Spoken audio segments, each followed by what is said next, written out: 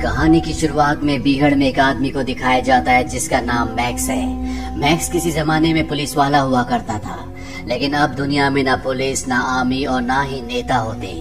दुनिया में आपस में न्यूक्लियर वॉर हुआ। न्यूक्लियर वॉर के बाद हवा जहरीली हो गई, पूरी धरती बंजर हो गई और अब धरती पर कुछ ही लोग बचे हैं। मैक्स को अपने परिवार के विजन्स आते हैं, जिन सब की अब मृत्यु हो चुकी है। मैक्स अपनी गाड़ी में यहाँ से आगे निकलता है और तभी यहाँ पर गाड़ियों का एक काफिला आता है जो मैक्स की गाड़ी पर टक्कर मारकर उसे पलटा देते हैं। इसके बाद मैक्स को बंदी बना लिया जाता है। ये लोग मैक्स को अपने साथ ले जाते हैं। उसकी पीठ पर टैटू बनाया जाता है जिस पर लिखा जाता है O नेगेटिव, जो कि मैक्स का ब्लड ग्रुप है। वो एक यूनिवर्सल डोनर है। दरअसल इन लोगों ने मैक्स को अपना गुलाम बना लिया है और इससे पहले कि ये अपनी गुलामी की मोहर उसे लगाते, मैक्स इनके चुंगल से भाग जाता है, पर ये लोग किसी तरह से मैक्स को एक बार फिर से पकड़ लेते हैं। ये जितने भी लोग हैं सब के सब इमॉर्टन जो के लिए काम करते हैं। इमॉर्टन जो यहाँ पर सबसे ताकतवर इंसान है। वो अपने चेहरे पर एक खास तरह का शिकंजा पहनता है जिसके दोनों साइड 2 पाइप लगे होते हैं। इस शिकंजे के जरिए वो सांस ले पाता है, यानी कि उसे जिंदा रहने के लिए शिकंजे को पहनना जरूरी है। इमॉर्टन जो जिस जगह रहता है वो पहाड़ी की एक चोटी है। नीचे बहुत सारे लोग होते हैं जो सब के सब बहुत कमजोर होते हैं। इमॉर्टन जो उन सबको कहता है कि मेरे जरिए ही तुम सब ऊपर उठोगे, मैं मुक्तिदाता हूँ। इसके बाद वो ऊपर से पानी छोड़ता है। पानी देखकर यहाँ पर सब लोग बहुत खुश हो जाते हैं। इस दौर में पानी की बहुत कमी है। लोग भूख से, प्यास से लगातार मर रहे होते हैं, इसीलिए सब पानी के लिए लड़ते हैं। यहीं पर एक लड़की को दिखाया जाता है जिसका नाम फ्यूरियोसा होता है और ये भी इमॉर्टन जो के लिए काम करती है। इमॉर्टन जो ने इसे अपने कुछ लोगों के साथ फ्यूल स्टेशन से फ्यूल लेने के लिए भेजा होता है, पर इससे पहले कि ये फ्यूल स्टेशन पहुंचे कि हमें सीधा जाना था, लेकिन फ्यूरियोसा कहती है कि हम पूरब की तरफ जाएंगे। उसका ऑर्डर कोई भी टाल नहीं सकता क्योंकि वो सबसे सीनियर है, इसीलिए सभी गाड़ियां पूरब की ओर निकल पड़ती है। ये पूरा नजारा इमॉर्टन जो ऊपर से दूरबीन से देख लेता है। वो भागता हुआ एक चेम्बर के अंदर जाता है जहाँ पर उसने 5 लड़कियों को बंदी बनाकर रखा था, जो लड़कियां उसके लिए बच्चे पैदा करेंगी ताकि उसका वंश आगे चल सके। पर अब वो 5 की 5 लड़कियां यहाँ से गायब हैं। वो समझ जाता है कि फ्यूरियोसा उन्हें अपने साथ ले गई है। वो अपने लोगों को उनका पीछा करने के लिए कहता है। इमोर्टेंट की आर्मी ये सुनकर बहुत खुश हो जाती है क्योंकि वो इमोर्टेंट के लिए अपनी जान तक देने के लिए तैयार है। इमोर्टेंट जो की आर्मी का नाम वॉर बॉयज है।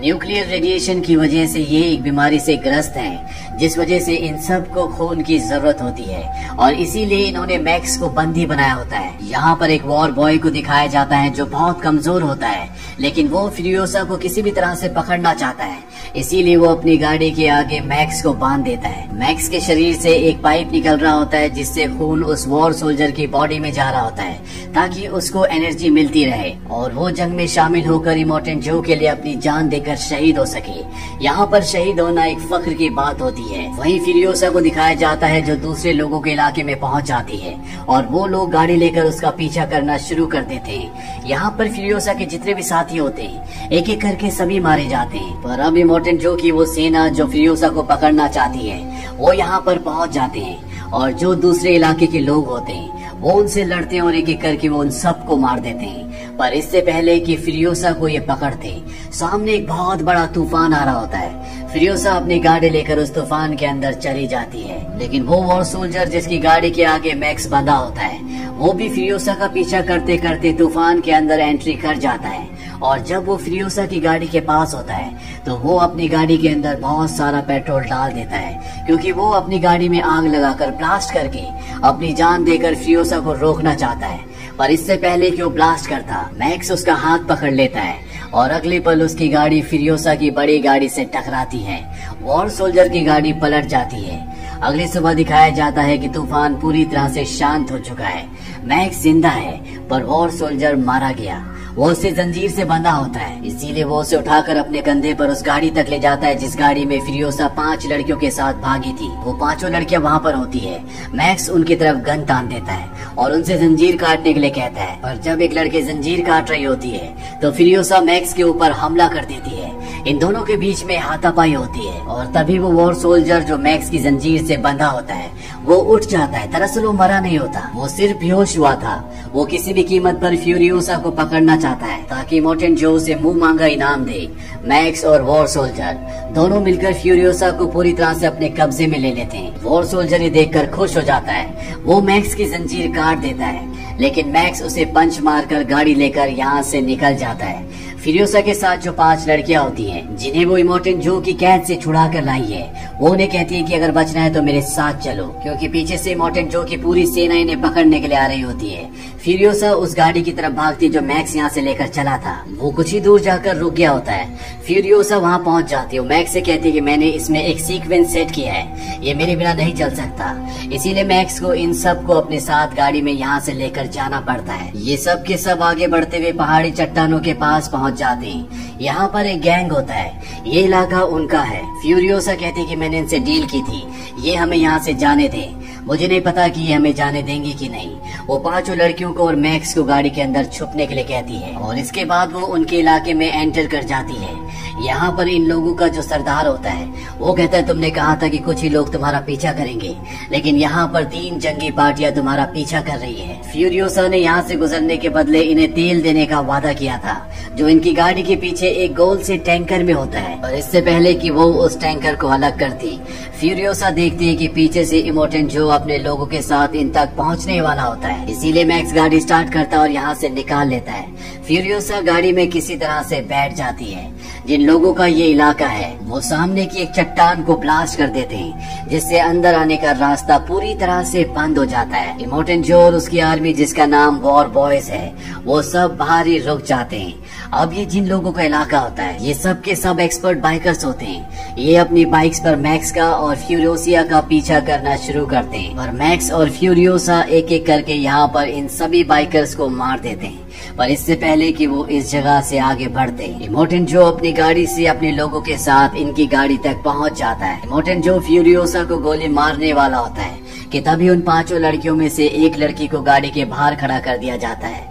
ये लड़की प्रेग्नेंट होती है, इसके पेट में इमोर्टेंट जो का बच्चा होता है। इसीलिए इमोर्टेंट जो उस पर फायरिंग नहीं करता, क्योंकि वो किसी भी कीमत पर अपने बच्चे को नुकसान नहीं पहुंचाना चाहता। ये उसके लिए बहुत जरूरी है, ये उसका वंश है। और वो फ्यूरियोसा की गाड़ी रोकने की पूरी कोशिश करता है। वो अपनी गाड़ी से एक जंजीर फायरिंग करते हैं और वो जंजीर इनके स्टीयरिंग पर अटक जाती है, जिस वजह से ये अपनी गाड़ी को अब कंट्रोल नहीं कर सकते। पर तभी वो लड़की जो प्रेग्नेंट होती है वो गाड़ी से बाहर निकलती है और जंजीर काट देती है। और इससे पहले कि गाड़ी को कंट्रोल कर पाते ये देखते हैं कि सामने चट्टान है। ये किसी तरह से अपनी गाड़ी को मोड़ते हैं, पर इनकी गाड़ी का दरवाजा उससे टकरा जाता होती है। और जब वो गाड़ी के अंदर आने की कोशिश करती है तो उसका पैर फिसल जाता है और दरवाजे पर लटक जाती है। दरवाजा टूट जाता है और वो जमीन पर गिर जाती है। पीछे से इमोर्टेंट जो आ रहा होता है वो उसे बचाने के लिए अपनी गाड़ी को लेफ्ट साइड टर्न करता है, जिससे उसकी गाड़ी पलट जाती है। इमोर्टेंट जो अपनी गाड़ी से बाहर निकलता है और वो देखता है कि उसकी स्लेव, जिसके पेट में उसका बच्चा है, वो बुरी तरह से जख्मी है। वो अपनी जिंदगी की आखिरी सांसें ले रही है। ये देखकर इमोर्टेंट जो दर्द से कर्रा उठता है। वही मैक्स और फ्यूरियोसा लगातार आगे बढ़ रहे होते हैं। इनकी गाड़ी में इमोर्टेंट जो का वो आदमी भी छुपा हुआ होता है, जिसका नाम नक्स है, जिसने कहानी की शुरुआत में मैक्स को अपनी गाड़ी के आगे बांधा था और उसके शरीर से खून निकालकर अपने शरीर में डाल रहा था। नक्स यहाँ पर बहुत परेशान होता है। वो कहता है कि मुझे मौका मिला था, मैं तुम लोगों को पकड़कर इमोर्टेंट जो को खुश कर सकता था, अपने साथियों के साथ जन्नत जा सकता था, पर मैंने अपने सारे मौके खो दिए। अब गाड़ी में जो 4 लड़कियां होती हैं, इन्हीं में से एक लड़की उसे समझाती है। वो कहती है कि शायद तुम्हारा भाग्य कुछ और है। वो प्यार से उसके होंठों पर हाथ लगाती है। नक्स पूरी तरह से शांत हो जाता है। वहीं इनकी गाड़ी को चलते चलते पूरा दिन हो चुका है।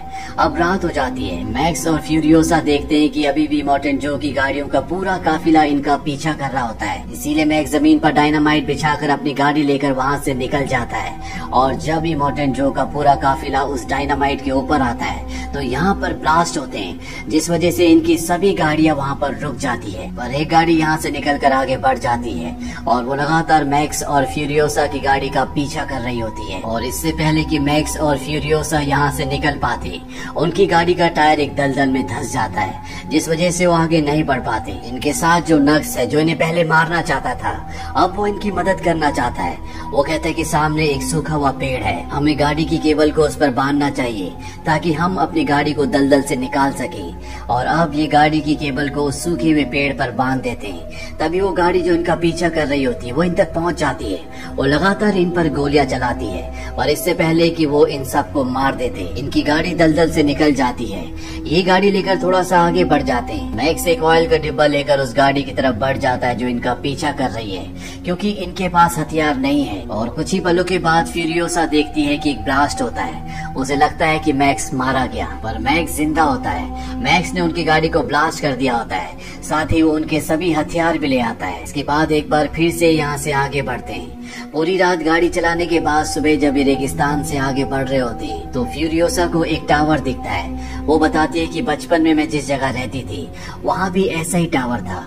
ये उस टावर के पास पहुँच जाते हैं। फ्यूरियोसा वहाँ पहुँचने के बाद अपना नाम बताती है, अपने कबीले का नाम बताती है, साथ ही वो अपनी मॉम का नाम भी बताती है। और अगले पल इनके पास बहुत सारे बाइकर्स आते हैं। ये सब की सब फीमेल्स होते हैं। फ्यूरियोसा यहाँ पर अपनी मॉम से भी मिलती है। ये सब फ्यूरियोसा को पहचान लेते हैं। फ्यूरियोसा बताते हैं कि मेरे साथ जो 4 लड़कियां हैं, मैं इन्हें ग्रीन प्लेस ले जाना चाहती हूँ। और तभी एक बूढ़ी औरत उसे बताती है कि जिस तरफ से तुम आ रहे हो वही ग्रीन प्लेस था जो पहले रहने लायक था, पर अब वहाँ रहा नहीं जा सकता। फ्यूरियोसा को सुनकर बहुत दुख होता है। इसके बाद ये सब के सब प्लान बनाते हैं कि ये सूखे हुए समंदर के उस पार जाएंगे ताकि अपने लिए नया घर ढूंढ सके। पर मैक्स इनके साथ नहीं जाता, वो अपनी राह खुद चुनना चाहता है। जब सब के सब चले जाते हैं तभी मैक्स को एक छोटी लड़की के विजन्स आते हैं। वो कहते हैं कि तुमने वादा किया था कि तुम मुझे बचाओगे, पर तुम मुझे बचा नहीं सके। मैक्स अपने पास्ट में इस लड़की की जान नहीं बचा पाया था। इस विजन के बाद मैक्स अपनी बाइक से फ्यूरियोसा के पास पहुंचता है। वो उसे कहता है कि जिस तरफ तुम जा रहे हो वहाँ पर नमक के अलावा कुछ भी नहीं है।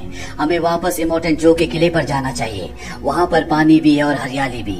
एक बार अगर हमने उसे अपने कब्जे में ले लिया तो सब कुछ ठीक हो जाएगा। मैक्स की बात से सब सहमत होते हैं और एक बार फिर से उसी गाड़ी से, जिस गाड़ी में तेल का टैंकर होता है, इमोर्टन जो के किले की तरफ जाना शुरू करते हैं। रास्ते में इमोर्टन जो और उसके आदमी इनकी गाड़ी को देख लेते हैं। इमोर्टन जो समझ जाता है कि किले की तरफ जा रहे हैं, क्योंकि किले पर सैनिक नहीं है, इसीलिए किले पर कब्जा करना चाहते हैं। इमोर्टन जो अपने आदमियों के साथ इनका पीछा करना शुरू कर देता है। मैक्स और फ्यूरियोसा इनके कई लोगों को मार देते हैं और इमोर्टन जो उन 4 लड़कियों में से एक लड़की को पकड़ लेता है। और फ्यूरियोसा किसी तरह से इमोर्टन जो की गाड़ी तक पहुंच जाती है और वो उसके मास्क को खींच कर निकाल देती है, जिससे उसकी मृत्यु हो जाती है। पर अब भी उसके बहुत सारे वॉर बॉयज होते हैं जो इन सबको मारना चाहते हैं। नक्स जो गाड़ी चला रहा होता है उसमें तेल का टैंकर होता है। वो उस गाड़ी को इनसे टकराता है, जिससे एक बहुत बड़ा ब्लास्ट होता है और ये सब के सब मारे जाते हैं। वहीं फ्यूरियोसा बहुत कमजोर हो जाती है।